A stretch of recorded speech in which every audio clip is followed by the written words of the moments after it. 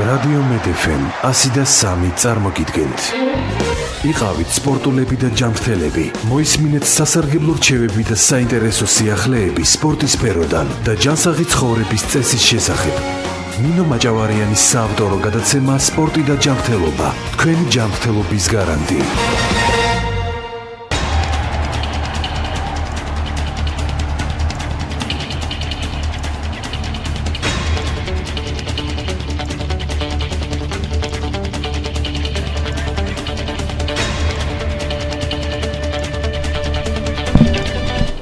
მოგესალმებით ძვირფასო რადიო მსმენელებო, დღეს სამშაბათია და მედეფემის პირდაპირ ეთერშია გადაცემა სპორტი და ჯანმრთელობა, მე მისი წამყვანი ნინო მაჭავარიანი ვარ. როგორც იცით, ფიზიკური აღზრდისა და სპორტის სახელმწიფო უნივერსიტეტი კვლავ გაიხსნა. იგი დაარსდა 1938 წელს, როგორც დამოუკიდებელი უმაღლესი სასწავლებელი. აკადემიის სტატუსი კი 1994 წელს მიენიჭა. საქართველოს სახელმწიფო ფიზიკური აღზრდისა და სპორტის აკადემია გაუქმდა 2007 წლის 11 ივლისის მთავრობის ხდომის გადაწყვეტილებით. საქართველოს ახალმა მთავრობამ 2013 წლის 28 მარტს მიიღო დადგენილება ნომერი 64, რომლის საფუძველზეც დაფუძნდა საქართველოს ფიზიკური აღზრდისა და სპორტის სახელმწიფო სასწავლო უნივერსიტეტი და მიზნად განესაზღვრა უმაღლესი განათლების შესახებ საქართველოს კანონით გათვალისწინებული აკადემიური უმაღლესი განათლების განხორციელება. უნივერსიტეტის პრიორიტეტების შესახებ სასაუბროდ სტუდიაში მოვიწვიეთ უნივერსიტეტის რექტორის მოვალეობის შემსრულებელი ბატონი გურამ ძაგანია და საქართველოს სპორტისა და ახალგაზრდობის საქმეთა მინისტრის მოადგილე ბატონი თამას თევზაძე, რომელსაც ასევე ძალიან დიდი წვლილი მიუძღვის ამ ინიციატივის განხორციელებაში. მოგესალმებით ბატონებო, ძალიან დიდი მადლობა მინდა გადაგიხადოთ სტუდიაში მობრძანებისთვის და მე ვფიქრობ დღევანდელი ჩვენი გადაცემა, რომელიც არის ამ სეზონისთვის ბოლო გადაცემა, სპორტი და ჯანმრთელობა სექტემბრამდე უნდა დაგემშვიდობოთ, მაგრამ მანამდე მე ვფიქრობ ძალიან კარგი თემა შევარჩიეთ იმისთვის, რომ სასიამოვნო ნოტაზე დავასრულოთ ჩვენი წლევანდელი სეზონი და ვისაუბროთ იმ არაჩვეულებრივი ინიციატივის შესახებ, რომელიც უკვე განხორციელდა, ისევ სპორტული აკადემია დაუბრუნდა სპორტსმენებს, იმ ადამიანებს, რომლებსაც სურვილი აქვთ, რომ მიიღონ სპორტული განათლება. ბატონო გურამ, უნივერსიტეტის პრიორიტეტების შესახებ თქვენზე უკეთ ვერავინ ისაუბრებს, თქვენ გქონდათ უკვე ღია კარის დღეც, ჩაატარეთ გამოცდები და თუ შეიძლება გვიანბეთ აი ამ ყოველფრის შესახებ, როგორ ჩაიარა ამ ყოველფერი. კი ბატონო, მოგესალმები რადიო მსმენელს. პირველად ვარ ამ სტუდიაში და მე მინდა მოგილოცოთ, იმიტომ პირველად საუბრობ თქვენთან ამ პირველი სამედიცინო რადიოს ფუნქციონირება და მოგახსენოთ შემდეგი, რომ თქვენ უკვე ბრძანეთ, რომ 2013 წლის 28 მარტის დადგენილებით დაფუძნდა ახალი სასწავლებელი, ძველ ტრადიციების გამგრძელებელი სასწავლებელი, რომელიც ადრე სპორტის აკადემიის სახელით ფუნქციონირებდა და მე დავამატებდი იმას, რომ ეს გახდათ ახალი მთავრობის იმ გზის პირველი ნაბიჯი, რომელსაც სამართლიანობის აღდგენა ერქვა ქვეყანაში და აი ამით დაიწყო იმ სამართლობის დაანგრევა, რომელიც 2007 წელს განახორციელა მაშინდელმა მთავრობამ. წარმოგიდგენიათ ერთი ესეთი მაგალითი, რომ სპორტის უმაღლესი სასწავლებელი, რომელიც 70 წელიწადი ფუნქციონირებდა და მას გამოშვებული ყავს 20,000-ზე მეტი მაღალი კვალიფიკაციის სპეციალისტი და მე ამას თამამად ვამბობ, რომ მაღალი კვალიფიკაციის სპეციალისტი, იმიტომ რომ ჩვენი კურსდამთავრებულები მუშაობენ როგორც ჩვენ ქვეყანაში, ისე საზღვარგარეთის 60-ზე მეტ ქვეყანაში და საკმაოდ წარმატებითაც და მე ყოველთვის აღნიშნავ ხოლმე იმას, რომ რამდენადაც პარადოქსულად არ შეერდეს ბრაზილიაში სან-პაულოს უნივერსიტეტის ფეხბურთის პროფესორი გოჩა ალადაშვილი გახდა ჩვენი ინსტიტუტის კურსდამთავრებული. კიევის დღევანდელი სპორტის უნივერსიტეტის პრორექტორი სამეცნიერო დარგში გახლავთ ვიტალი კაშობა, რომელმაც 1990 წელს დაამთავრა სპორტის უნივერსიტეტი. რამდენი მოვთვალო კიდევ, მე აღარ ვამბობ იმაზე, რომ ჩვენთან სწავლობდნენ ისეთი ბომბერაზი ქართველი სპორტსმენები, როგორც იყო გივი კარტოზია, ლევან თედიაშვილი, ვიქტორ სამეევი, ნინო სალუქვაძე, პირველი ოლიმპიური ჩემპიონი ჭიდაობაში დავით სიმაკურიძე და კიდევ ესე იგი ჩამო ლერი ხაბელოვი, დღევანდელი ოლიმპიური კომიტეტის პრეზიდენტი და პარლამენტარები ზვიადაური, ხაბარელი შოთა და კი ხოლმე ყველა ჩამოთვალო 20 15 ოლიმპიური ჩემპიონი ხარ საქართველოს, რომელსაც 37 ოქროს მედალი აქვს მოპოვებული, აქედან 18 არის ჩვენი ყოფილი კურსდამთავრებული. ისე რომ ძალიან ცუდი, მე ვიტყოდი, აი ეს სიტყვა ცუდი არ მიყვარს, მაგრამ მაინც ცუდი ნაბიჯი იქნა გადადგმული, რომ აი ეს კერა, რომელიც ამზადებდა სპეციალისტებს სპორტის დარგში და არა მარტო სპორტის დარგში, აქ იყო სამედიცინო რეაბილიტაცია, აქ იყო სპორტული მედიცინის სპეციალისტების მომზადება, აქ მომზადებდით მასწავლებელს, მომზადებდით მწვრთნელებს და აი ეს დაიხურა, მაგრამ როგორც იტყვიან, სამართალმა პური ჭამა და ბოლოს და ბოლოს მოვიდა ის დრო, რომ ჩვენ დაუბრუნდით ისევ ძველ ცხოვრებას და უკვე 2013 წლის შეუდექით ძალიან აქტიურ მუშაობას იმისათვის, რომ მოგვემზადებინა მთელი დოკუმენტაცია, რომ გაგვევლო ავტორიზაცია, რომლის გარეშეც უნივერსიტეტის და საერთოდ უმაღლესი სასწავლებლის ფუნქციონირება აზრს კარგავს და ეს ჩვენ მოახერხეთ 19 მაისს, ერთი თვის უკან დაახლოებით, ცოტა მეტი და მოვიპოვეთ ეს ავტორიზაცია, რომელმაც განსაზღვრა ჩვენი სტატუსი და განსაზღვრა ისიც, რომ პირველ წელს ჩვენ შეგვიძლია მიგვეღო ჩვენს უნივერსიტეტში ზრული რაოდენობა აბიტურიენტებს და 450 კაცი. მაგრამ თქვენ მოგეხსენებათ, რომ 2005 წლის შემდეგ, როდესაც რეფორმები ჩატარდა საქართველოში, ძალიან ბევრი რამ შეიცვალა მისაღები გამოცდების კუთხით და აქაც იცით, რომ ეროვნული გამოცდები საერთო, რომლის რეგისტრაცია იწყება სადღაც დეკემბრის თვეში და მთავრდება 21 მარტისათვის, ჩვენ მაშინ არ ქონდა გავლილი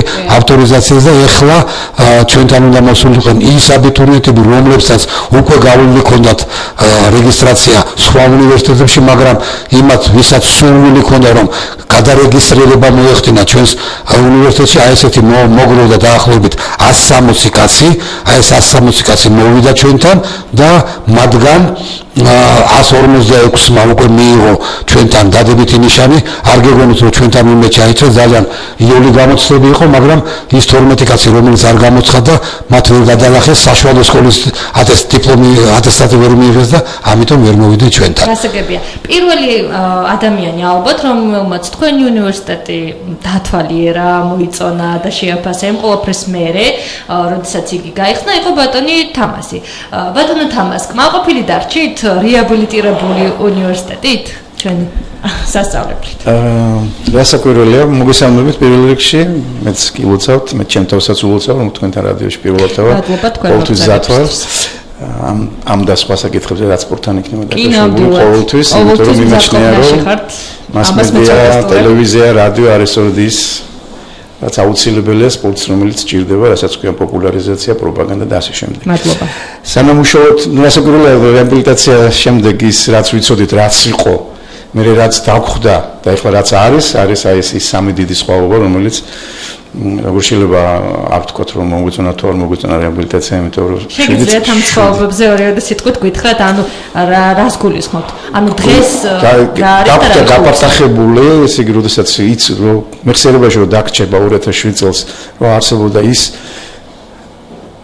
აზარი შეიძლება ითქვა სპორტისათვის, რომელიც ზდიდა სპორტის სპეციალისტებს და ეს უმნიშვნელოვანეს, ამაზე მოკლედ მე თქვენ პრიორიტეტები ახსენეთ, ჩვენ სახელმწიფოებრივი ხედვა და პრიორიტეტი რა არის, ამას დაუბრუნდები და გეტყვით და როდესაც ის იყო, რაც ვიცოდით, იყო და შემდეგ განადგურდა, გაპარტახდა და ის გაპარტახებული, როდესაც იწყებოდა ეს რეაბილიტაცია, გასაკვირველია, ახლა სადა დედამიწა და ის დამსახურება ხელმძღვანელების უნივერსიტეტის არის აქ დიდი, სამინისტროს ხელში წყობით და დახმარებით ბუნებრივია, ამიტომ კმაყოფილი ვარ. როგორ შეიძლება, სხვანაირად არ შეიძლება და ეს მომხდარიყო. სამართალმა პური ჭამა რო იტყვიან, აი სამართლიანობის არგონა ბატონ გურამაც რაც ახსენე. ჩვენი ხრით არ შემიძლია რომ არ გკითხოთ, სანამ აი პოზიტივზე ისო გადავიდოდეთ.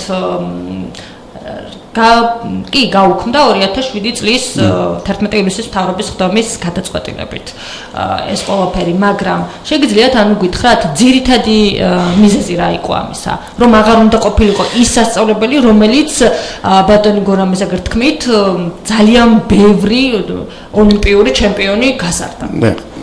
ნუ ესე იგი მე ახლა აღარ მინდა იმ დანაშაულზე ვისაუბროთ, რომელიც უკვე წარსულში, იმიტომ რომ მაშინაც და დღესაც შეიძლება თქვა ჩვენი ქვეყნისათვის სპორტთან მიმართულებით პრიორიტეტებთან დაკავშირებით და სახელმწიფოური ხედვა პრიორიტეტებთან იყოს სწორედ ეს, რომ სპორტული ინფრასტრუქტურა და სპორტის სპეციალისტები. ეს არის უპირველესი პრიორიტეტი ქვეყნისათვის. სახელმწიფოური ხედვა მე ესე ვხედავ, როგორც მინისტრის მოადგილე სპორტთან მიმართებაში და ამიტომ მე ვიტყოდი, რომ როდესაც უკვე აღარ მინდა ძველზე საუბარი, იმიტომ წინ გავიხედეთ სამართლიანობა რადგან ადგა და მე რატომ მინდა ამას ხაზი გაუსვა განსაკუთრებით, რომ ხელისუფლებას გამოცხადებული აქვს პრიორიტეტი განათლება და ჯანმრთელობა და სპორტი არის სოფლის მეურნეობა. ნუ ახლა მე სამი პრიორიტეტი გეთახმებით და სპორტი არის სწორედ ის ინსტრუმენტი, ჩვენ არ არის საჭირო თქვათ, რომ სპორტი პრიორიტეტია. სპორტი არის ინსტრუმენტი სწორედ აი მოვი დარგის, რასაც განათლება და ჯანმრთელობა ქვია, ინსტრუმენტი რომლის რეფორმა აუცილებელია განხორციელდეს ქვეყანაში. სოფლის მეურნეობაც აბსოლუტურად ვეთანხმები ბატონ გურამს და სპორტი შეიძლება სოფლის მეურნეობისათვის იყოს იმ კუთხით, რომ ახალგაზრდობის დაბრუნება სოფლებში ის დიდი პროცენტული ცვლილება, რომელიც ქვეყანაში განხორციელდა, ანუ მოხდა ურბანიზაცია და ახალგაზრდობა თბილისში დიდ ქალაქებში წავიდნენ, ერთ-ერთი მნიშვნელოვანი იქნება, რომ სპორტის ინფრასტრუქტურის შექმნა და სპორტის სპეციალისტთა არსებობა დააბრუნებს ახალგაზრდობას სოფლებში, ესე ვთქვათ, და შესაბამისად სოფლის მეურნეობის აღდგენაც თუ არა ადამიანური რესურსი, სოფლის მეურნეობაც ვერ აღორძინდება. ამიტომ დღევანდელ დღეს კიდევ ერთხელ ვამბობ, ეს პრიორიტეტები არის, მე მოხარული ვარ, ბედნიერი ვარ, შემიძლია ველოდები უკვე ველოდებოდი ავტორიზაციას, ველოდებოდი ის რაც თქვენ ბრძანეთ, რომ შენობა უკვე მივიღეთ რა იმ მდგომარეობაში, როცა ჩვენ უკვე შეგვიძლია სტუდენტების მიღება, ველოდებით უკვე ამ ეროვნულ გამოცდებს, ველოდებით უკვე სექტემბერს, როცა უკვე პირველი კურსი შემოვა ჩვენთან შემოვა და რას ვიზამთ, რაც მოხდა უკვე და ეხლა ნაბიჯ ძნელი იქნება აღდგენა. დანგრევა ყოველთვის იოლია, მაგრამ რაც შეეხება აღდგენას, მაგრამ აი ამისათვის ვიღწვით ჩვენ ყველანი ერთად აკადემიური პერსონალი, რომელიც უნივერსიტეტში უკვე შეუდგება მუშაობას სექტემბერში, თქვენ თავის ხელმძღვანელობასთან ერთად და ჩვენ სამინისტრომ თუ ეს ნაბიჯი გადავდგეთ, ცხადია ხელი უნდა შევუწყოთ ყოველმხრივ, რომ უკვე თანამედროვე რელსებზე უკვე ამ 7 წლიანი ვაკუუმის შემდეგ ის კატასტროფული სიტუაცია, რომელიც გვაქვს ჩვენ ფიზავდის მასწავლებლები, ანუ ზოგადად რო ვთქვი პრიორიტეტი სპორტის სპეციალისტები, აქ ფიზავდის მასწავლებლები, მწვრთნელები, სპორტის ინსტრუქტორები, სპორტთან დაკავშირებული ტექნიკური პერსონალი და შემდეგ ყველაფერი ეს ერთ-ერთი თქვენი სტატისტიკაზე ბატონო გურამ ფაკულტეტების შესახებ ან მაინტერესებს თქვენ უკვე ჩამოყალიბებული გაქვთ და რა თქმა უნდა გამოცხადოთ კიდევ ჩვენ კონკურსი და აბიტურიენტების მიღებაც დავიწყეთ ამ ორი სპეციალობით, რომელიც გვაქვს, ეს არის ერთი მწვრთნელთა ფაკულტეტი და მეორე არის ფიზიკური მედიცინა და რეაბილიტაციის ფაკულტეტი. აი სწორედ რაც ჩვენს რადიოს ძალიან აინტერესებს. რა თქმა უნდა, მაგაზე გესაუბრებით. განათლება და ჯანმრთელობა. იმიტომ რომ თქვენი კურსდამთავრებულები შემდგომში უკვე ჩვენი რესპონდენტები იქნებიან და საკმაოდ პროფესიონალურ დონეზე ვესაუბრებიან. თავიდან რომ ვისაუბრო და ვილაპარაკოთ იმაზე, რომ რა საერთოა სპორტი და მედიცინა, ეს სხვაობა კი არ არის, ერთმანეთის გარეშე ეს არ არსებობს. იმიტომ რომ ყველა სჭირდება ჯანმრთელი ადამიანი, მედიკოსაც, ინჟინერსაც, მეომარსაც, ყველაფერს ჯანმრთელი, ესე იგი სპორტი ყველას უნდა. მაგრამ განსაკუთრებით უნდა მედიცინა სპორტს. ეს იმიტომ რომ დღეს სპორტი არის რამოდენიმე მიმართულების. ეს არის საერთო სპორტი, რომელსაც ზოგადად ჩვენ ვეძახით სპორტი ყველასათვის, ანუ დაწყებული პატარა ასაკი და დამთავრებული მოხუცებულობიდან ღრმა და არის სპორტი დიდი მიღწევების. ეს ორი განსხვავებული რამ არის. აქ არის სუფთა ჯანმრთელობაზე ლაპარაკი, რომ ადამიანი ჯანმრთელი იყოს, დილას ადგეს, გაიქცეს, რაღაც პატარა გამოაღვიძოს თავის ორგანიზმი, მაგრამ როცა ლაპარაკობ დიდ სპორტზე, ეს არის დაკავშირებული ძალიან დიდ დატვირთვებთან. დიდი დატვირთვები გამორიცხულია ისეთი ადამიანის ორგანიზმის ისეთი თვისებების გაუმჯობესების გარეშე, როგორც არის ძალა, სისწრაფე, გამძლეობა. ამას ყველაფერს აი ამ დატვირთვებს რო აზრობ დღეში 3, 4, 5 საათი, ამას ჭირდება გარდა იმისა, რომ ჯერითი რომ ჯანმრთელი იყოს, შემდეგ ჭირდება ნორმალური კლება, ამას ჭირდება ჰიგიენა, ამას ჭირდება მედიკამენტოზური მკურნალობა 1000 გვარი. ეს ყველაფერი მედიცინის გარეშე არის წარმოუდგენელი. ყველა სპორტსმენი, რომელიც ვარჯიშობს ან შეჯიბრებაზე გამოდის, შემდეგ მას აუცილებლად ჭირდება დასვენება და რეაბილიტაცია. ეს რეჟიმების განსასაზღვრია, ამასაც მედიცინა კარნახობს. ისე რომ მედიცინა ჩვენთვის ეს არის ერთ-ერთი პრიორიტეტული მიმართულება. სპორტი მედიცინის გარეშე დღეს არის წარმოუდგენელი, იმიტომ გახდით ბატონი თამაზის მეშვეობის სხვათა შორის მე და ბატონი ირაკლი დოლაბერიძე 2007 წელს მაშინ ბატონი თამაზი იყო კულტურისა და ზეგდაცვისა და სპორტის სამინისტროს მინისტრის მოადგილე და გერმანიის ოლიმპიური კომიტეტთან შეთანხმებით გაგვიშვა ორკვირიან მივლინებაში სულ ამ სიტყვის მნიშვნელობით იმათ ხარჯზე ეს იშვიათად ხდება ეგეთი რაღაცა კეულნისა და ლაიფციგის ფიზკულტურის უნივერსიტეტებში და კეულნის ფიზკულტურის ინსტიტუტს უნივერსიტეტს სპორტის უნივერსიტეტს აქვს ევროპაში ერთ-ერთი საუკეთესო თუ მსოფლიოში არა დოპინგ კონტროლის ცენტრი ეს დოპინგ კონტროლის ცენტრი უნივერსიტეტის შემადგენლობაშია ანუ იქ აი ამ კუთხის სპორტს აბიტურიენტები თუ სტუდენტები რომლებიც სწავლობენ სპორტულ მედიცინაში და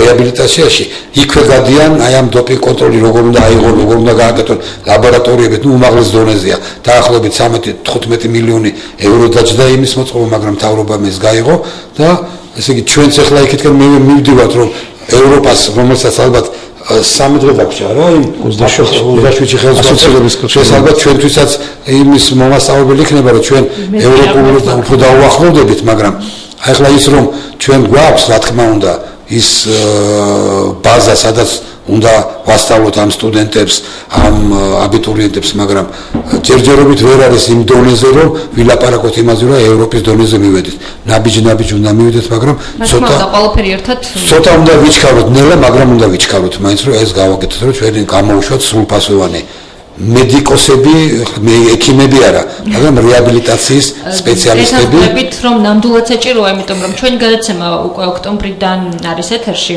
რომელსაც ზუსტად სპორტი და ჯანმრთელობა ქვია, ჩვენ ვსაუბრობთ სპორტსა და ჯანმრთელობაზე, რომელიც გეთანხმებით, რომ აბსოლუტურად განუყოფელია. მინიმალური რაღაცა, თქმა თუ არ იცის, პულსის გაზომვა, წნევის გაზომვა, სიცხის გაზომვა. ჩვენ წაწყდებით ხოლმე, აი ეს მინდა და მე თქვა, ანუ რესპონდენტების სიმცირე სწორედ ამ კუთხით, იმიტომ რეაბილიტოლოგები, ანუ სპორტული მედიცინის კუთხით ნაკლებია ასე. ძალიან ცოტა სპეციალისტები ხო? შეიძლება მტკივნეულ თემას შევეხე, მაგრამ დამეთანხმებით თუ ასია. იმიტომ რომ ზუსტად ამიტომაც მინდოდა გამოდელი ჩვენი გადაცემის მიძღვნა ზუსტად ამ თემასთან დაკავშირებით, იმიტომ რომ საზოგადოებას კიდევ უფრო მეტად დავანახოთ თუ რამდენად მნიშვნელოვანია იყოს სპორტული აკადემია სასწავლებელი არსებობდეს ისეთი, სადაც მოემზადებიან და გადაემზადებიან კადრების სწორი მიმართულებით და შემდგომში ეს უკვე შექმნის აბსოლუტურად სწორ. ჩვენ თვითონ წარმოვიდგინეთ, ესე იგი სპორტის უნივერსიტეტი ხო შესაძლოა სიტყვაში ბრძანეთ 1938 წელს დაარსდა. 1938 წელს და მეც არ მახსოვს, მეც არ ვარ 905-ში დაბადებული, მაგრამ ყველამ კარგად იცის ისტორიიდან რა წლები იყო ეს იმ პერიოდისათვის, როდესაც მილიონობით ადამიანს, უდანაშაულ ადამიანს ხრეთდნენ და უშვებდნენ გულაგში, ხო? აი ამ პერიოდში მოვიდა აზრზე საბჭოთა კავშირის მთავრობა, რომ გაეკეთებინათ ეს უმაღლეს სასწავლებელი და მაშინ, როდესაც 21 საუკუნეში გადავიდი და ეხლა რო ყოფილიყო ყველაფერი, ეხლა დაანგრიეს 2007 წელს. და 6 წელიწადი ომი 6 წელიწადი რეები გადახდა ნახევარი პროფესორ-მასწავლებლები აღარ არიან ზოგი ნერვულობას გადაყვა ზოგი ასაკით დაიღუპა და ეხლა ჩვენ გამოაცხადეთ კონკურსი სანამ სტუდენტების კონკურსი გამოაცხადეთ მანამდე უნდა ქონდეს ადამიანური რესურსი 125 ვაკანტური ადგილი ქონდა ჩვენ გამოაცხადებული და 95 კაცი მივიღეთ კიდე გამოაცხადეთ ხელახლა კონკურსი და დავაკომპლექტეთ ამასვლიანად კადრები არის ჩვენ ქვეყანაში არის მაგრამ ეს იმას არნიშნავს რომ ჩვენ ჩაკეტილები ვიქნებით და სხვას არ მივცემთ ამის გასახანს მოვიდეს ჩვენ როგორც კი დავიწყეთ ფუნქციონირებას მოვიწევთ სხვადასხვა სახის სპეციალისტებს სხვადასხვა ქვეყნიდან მათ შორის უკრაინიდან სადაც შესანიშნავი ურთიერთობა დაგვჭა ძველი ბალტიის ქვეყნებიდან საზღვარგარეთის ქვეყნებიდან ისეთი როგორიც არის პოლონეთი გერმანია იტალია თუ გნებავთ ესპანეთი და სხვა ისე რომ აი ამ კუთხით ჩვენ სპორტის სამინისტროს დახმარებით პირველ რიგში რა თქმა უნდა რომელსაც ლომის წელი მიუძღვის იმაში რომ ეს ინსტიტუტი პირველი მოხდა რომ ეს ინსტიტუტი აღდგეს არის სპორტის უნივერსიტეტის ხელმძღვანელობის დამსახურება ბატონ თამაზ თუ იგეგმება ანუ სამომავლოდ ინფრასტრუქტურაზე მუშაობა ანუ თუ ექნება სასწავლებელს ანუ ცალკე თავისი ინფრასტრუქტურული ბაზა ან ახლა თუ აქვს ან რა დონეზეა ან მომავალში რა იგეგმება კარგი შეკითხვა იმ კუთხით, რომ მე აღნიშნე კიდევაც, სადაც პრიორიტეტს ვამბობთ ინფრასტრუქტურას, შესაბამისად უნივერსიტეტსაც უნდა კონდეს აუცილებლად სპორტული ინფრასტრუქტურა, სპორტული პროფილის უნივერსიტეტი და შესაბამისად სტუდენტები, რომლებიც ჩააბარებენ, უზრუნველყოფილი უნდა იყვნენ იმ შესაბამისი სპორტული ინფრასტრუქტურით. დღევანდელ დღეს იმის რეაბილიტაცია ისევე როგორც კორპუსის მიმდინარეობს. პირველ ეტაპზე სამუშაოები შესრულდა იმისათვის მინიმალური ავტორიზაციის გავლა, რომელიც ბატონ გურამ ახსენა და ის მოედანი ის ტერიტორია, რომელიც მადლობა ღმერთს ამ ადამიანების საშუალებით გადარჩა, გაყიდვას, ანუ დარჩა უნივერსიტეტის. ამ დარჩა ისევე მადლობა უნივერსიტეტის ესე ვთქვათ საკუთრებაში ეტაპობრივად მოხდება ნაბიჯნაბით სპორტული ინფრასტრუქტურის აღდგენაც. მეცაც გეტყვით, იგეგმება მომავალ. ანუ არაფერია შემორჩენილი ხო? ანუ ახლიდან არის ყოლა. დიახ, ყველაფერი შემორჩენილი. თავისუფლად დაკავებული არ აქვს და ის არის საკუთრება უნივერსიტეტის, გაპარტახებული, დიახ. ამიტომ ხდება ხორციელება თუნდაც დღევანდელ დღეს, როდესაც ნორმატივების ჩაბარება იყო აბიტურიენტებისათვის, უნივერსიტეტის ხელმძღვანელმა ყველაფერი იღუნა იმისთვის, რომ იქვე ჩატარებულიყო ის ნორმატივები, რომლებიც სტუდენტებს კანონმდებლობით უნდა ჩაებარებინათ კიდევაც. ამიტომ მეცაც გეტყვით, რომ მომავალშიც ჩვენ როდესაც საუბრობთ საზოგადოებრივი თანამედროვე ტექნოლოგიების და შემდეგ დანერგვა, რომელიც აუცილებლად მეცნიერებასთან მიმართებაში, განათლებასთან მიმართებაში ეს ბუნებრივია სპორტული მედიცინა ახსენეთ, მაგრამ ზოგადად სპორტის მეცნიერება, ძალიან ბევრია კომპლექსური, ამაზე ხო არ გავგრძელ საუბარი. მომავალშიც იგეგმება არის იდეა, რომ ესე იგი მოხდეს კამპუსის დონეზე გადასვლა, სადაც უკვე შესაძლებელი იქნება სტუდენტების ცხოვრებაც, შესაბამისად მას ექნება უკვე აბსოლუტურად ყველა ის საჭირო ინფრასტრუქტურა, რომელიც დაკავშირებული იქნება ამ 4 წლიანი და შენ მაგისტრატურაში 6 წლიანი პლუს 2 წლიანი შემდეგ, რომელიც დღევანდელ დღესაც არის და დოქტორანტურა, რომელიც მესამე საფეხურიც ასევე მომავალში დაიგეგმება. ეს დიდი გამოცდილება და ის დიდი პოტენციალი, რომელიც ჯერ კიდევ მადლობა ღმერთს არსებობს ქვეყანაში. ასე საჭიროა ისე მოხდეს მისი ყვება და მომავალში ეს კამპუსის იქნება სწორედ ის შემთხვევა, როდესაც ჩვენ თანამედროვე ევროპულ გამოცდილებას გავიზიარებთ და იქ ბევრი უნივერსიტეტები, რომელიც ბატონ გურამ ახსენა, სხვადასხვა ქვეყნებში ესეთი მიმართულებებიც არის. ის რომ ჩვენ გვაქვს დეფიციტი ფიზარდის მასწავლებლების, სპორტის სახეობის მიხედვით ცნობთა კვალიფიკაციასთან დაკავშირებული რაღაც, სწორედ ამაზე აქეთკენ გვიბიძგებს, რომ ის დიდი ციფრი სტატისტიკურად 62% ხო არ მეშნება ბატონ გურამ მარტო სკოლის ფიზარდის მასწავლებლებზე რო ვისაუბროთ, რომელიც გვაქვს დღევანდელ დღეს, რამდენი წელი იქნება საჭირო, რომ ეს ჩვენ აღვადგინოთ. ამიტომაც იყო რომ სამინისტრომ ასევე რეკომენდაცია მისცა სხვა უმაღლეს სასწავლებლებს სპორტის ფაკულტეტების შესაბამისად იმ პოტენციალის აკადემიური პერსონალის არსებობის შემთხვევაში რომ გაიხსნას ფაკულტეტებიც. იმიტომ რომ წარმოიდგინეთ ძალიან კარგი წამოწყება იქნება. უნივერსიტეტი ის რაოდენობა, რომელსაც ჩვენ მივიღებთ წლევანდელ წელსაც რო შეგვესო 450-მდე პირობითად ვამბობ, ანუ დროულად გაგვერო ავტორიზაცია და შემდეგ შეგვიძლია დავითვალოთ, რომ ეს დეფიციტი 62%, როდესაც სკოლის 4000 მასწავლებელიდან სწორედ 62% არ არის უმაღლესი განათლებით, შესაბამისი სპეციალობით, რა რაოდენობა არის საჭირო წლების იმისათვის, რომ გამოშვება მინიმუმ 15 წელიწადი, რომ ეს გამოშვებებით შემდეგ ის სპეციალისტები შევიდნენ სკოლებში, რომლებიც ბავშვებთან იმუშავებენ ფიზიკაზე გაკვეთილზე და არასპეციალისტის შეშობა ხო გესმით რა ასთამარი დაკავშირებული. ჯანმრთელობა იყო საჭირო სასწავლებელი ქონდა და ამიტომ ჩვენ ყველა მიმართულებით ვფიქრობთ ეს ფიზიკის მასწავლებლები, სპორტული მედიცინა, ზოგადად სპორტის მეცნიერება, ანუ ის ყველაფერი რაც ჩაკვდა 2007 წელს ნელ-ნელა ამ 7 წლიანი ვაკუუმის შემდეგ არის აღსადგენი, ამას ბუნებრივად დრო დაჭირდება. რა თქმა უნდა, გურამ ძაგანია, რომელიც არის ხელბურთელი საჯირო საერთაშორისო კატეგორიის არბიტრი 1992 წლიდან, პედაგოგიკის მეცნიერებათა დოქტორი, პროფესორი 1992 წლიდან, სპორტის აკადემიის პრორექტორი სამეცნიერო დარგში, გამოქვეყნებული აქვს 5 მონოგრაფია და 50 სამეცნიერო სტატია სპორტის საკითხებზე, საქართველოს დამსახურებული მწვრთნელი, საქართველოს სპორტის დამსახურებული მუშაკი, ღირსების ორდენის კავალერი. ეს ის ადამიანია, რომლის რეგალიებით დღეს ჩვენ ამოვიკითხეთ ჩვენი გადაცემის სტუმარია და ადამიანია, რომელმაც დაამთავრა სწორედ ეს სასწავლებელი თავის დროზე და შექმნა სწორედ იმის პრეცედენტი, როგორი უნდა იყოს ზოგადად თქვენი სასწავლებლის კურსდამთავრებულები. ელით თუ არა, დაახლოებით მაინც იგივე შედეგებს თქვენი აბიტურიენტებისგან, რომლებიც თავშოთ წელს მიიღეთ. რას ელით მათგან და რას უსურვებთ ამ გადაცემის ბოლოს წელს ჩვენ ჯერ არ ვიცით რომ მივიდეთ, იმიტომ ჩვენი გამოცდები დავამთავრეთ, მაგრამ შემეგვიდიან ეროვნულ გამოცდებზე. იქიდან რამდენი დაგვიწყდა ახლა გავუშვით 152 კაცს გავუშვით, მაგრამ იქიდან რამდენი დაგვიბრუნება არ ვიცით, მაგრამ არ არსებობს რომ იქ მეორე გურამძაგანი და მესამე და მეოთხე თამას თევზაძე არ გამოდის. ეს გამორიცხულია, იმიტომ აუცილებლად იქნებიან ვინაიდან ვინც იქნებიან იმათგან ანუ რას ველით? იმას ველით რომ უმრავლესობა ჩვენ ვიცით, აი მაგალითად ჩვენი კურსდამთავრებულები უკვე დაახლოებით 7 თუ 8 კაცია, რომელმაც PhD ახლა დაიწვეს სადოქტორო დისერტაციები 28-30 წესებიანი და ძალიან დიდი მომავალი აქვს, მაგრამ პერსპექტივა აქვს უდიდესი რა და ისინი უკვე აიყვანეს ჩვენ პროფესორებად, აი 5-6 წლის უკან სანამ ჩვენი უნივერსიტეტი დაიხურებოდა, წინა წელს ანიმ წელს დაამთავრეს. დღეს უკვე PhD გააკეთეს და ახლა უკვე პროფესორებად მოვიდნენ, ისე რომ ჩვენ ეს ცხოვრება გრძელდება მიდის და აუცილებლად მივიღებთ იმას, რომ საბოლოო ჯამში ჩვენი უნივერსიტეტი გაიშლება წელში, გაიმართება ჩვენ ერთადერთი უნივერსიტეტი ვიყავით. აი იმ დროს 1999-92 წელს, რომელსაც ამიერკავკასიასა და შუა აზიაში გააჩნდა მხოლოდ ჩვენს უნივერსიტეტს, ისა სპორტის უნივერსიტეტს საკანდიდატო დისერტაციების დამცველი საბჭო. აი 2 წელიწადი ფუნქციონირდა და 33-მა კაცმა დაიწყო მათ შორის დისერტაცია საკანდიდატო პედაგოგიკაში, მათ შორის უზბეკეთიდან, რუსეთიდან, სასომხეთიდან, აზერბაიჯანიდან, ესტონეთიდან, უნგრეთიდან.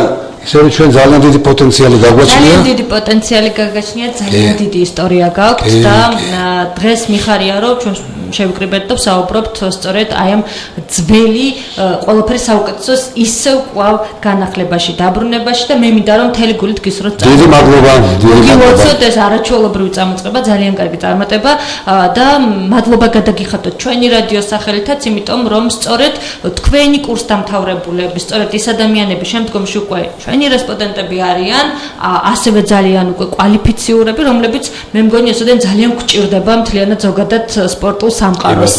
აბსოლუტურად ყველას და მე წარმატებები მინდა გისურვოთ, გამოგეშვათ სასახელო კადრები, სასახელო სპორტსმენები და ნუ რა ვიცი, რა შემიძლია გისურვოთ წარმატებები. დიდი მადლობა. ძალიან დიდი მადლობა მინდა გადაგიხადოთ სტუდიაში მობრძანებისთვის და ჩვენს რადიო მსმენელებს შევახსენებ, რომ ჩვენი ასე ვთქვათ ამ სეზონის ბოლო გადაცემის სტუმრები იყვნენ საქართველოს სახელმწიფო ფიზიკური აღზრდისა და სპორტის აკადემიის უნივერსიტეტის რექტორის მოვალეობის შემსრულებელი ბატონი გურამძაგანია და საქართველოს სპორტის ახალგაზრდობისა და საქმეთა მინისტრის მოადგილე ბატონი თამას თევზაძე და აქვე მინდა დავძინო ის რომ ჩვენი გადაცემა სპორტი და ჯანმრთელობა გემშვიდობებად სექტემბრამდე ძვირფაროს რადიო მსმენელებო ძალიან დიდი მადლობა რომ იყავით ჩვენთან ერთად ოქტომბრის თვიდან გვისმენდით მე ვფიქრობ არაერთ საინტერესო გადაცემა შემოგთავაზეთ არაერთ საინტერესო თემაზე და სექტემბრიდანაც გპირდებით რა თქმა უნდა ისევ ანალოგიურს და მე სწორედ მინდა და რომ დღევანდელი ჩვენი გადაცემა სეზონის ბოლო სწორედ აი ასეთ სასიამოვნო ნოტაზე დაგვესრულებინა და ასეთ კარგ რესპონდენტებთან ერთად მე ვფიქრობ რომ ძალიან კარგი წამოწყება თქვენ მინდა წარმატებები გისურვოთ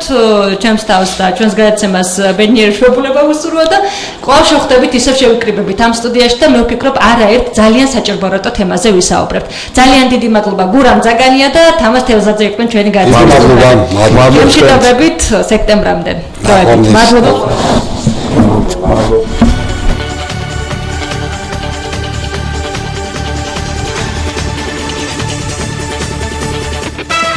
სპორტსმენი ყოველთვის ჯანმრთელია.